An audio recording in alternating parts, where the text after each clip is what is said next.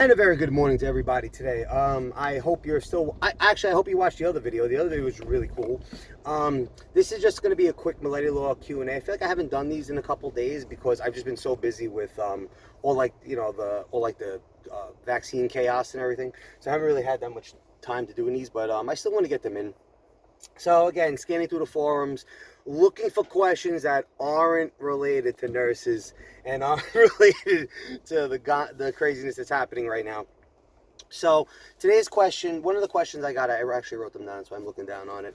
Today's question, just gonna be real quick. It was somebody was asking, am I entitled to severance? Obviously, this came up in, the nonsense that we're dealing with now. But generally speaking, am I entitled to severance? So understand something about severance. So this is America.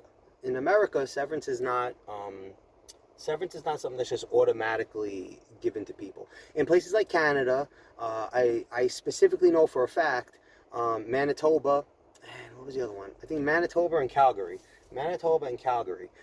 In Canada, I think you have a federal requirement of an 8-week severance period. No matter what, you're entitled to 8 weeks of pay when you're terminated or separated. And then I think there's certain localities that require more. So I think like Manitoba was like 15 months or some ridiculous number. But the point I'm trying to bring up is that the point I'm trying to make here is that there was just nowhere to drive today. I seem to be stuck behind cars. The point I'm trying to make here is that what do you call it?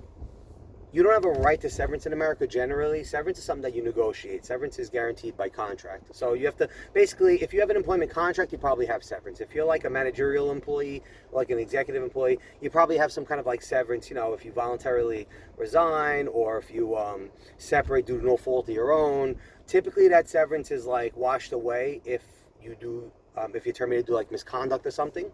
But severance is not guaranteed. It's never guaranteed. It's typically it's typically created by contract between you and your employer.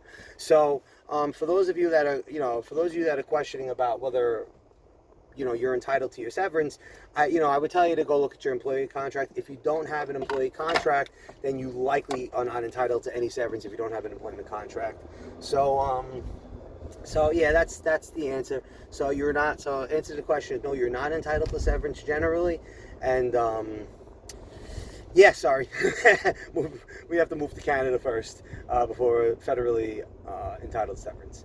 All right. So I hope this was helpful. Hope this was real quick, and we'll catch up with some more.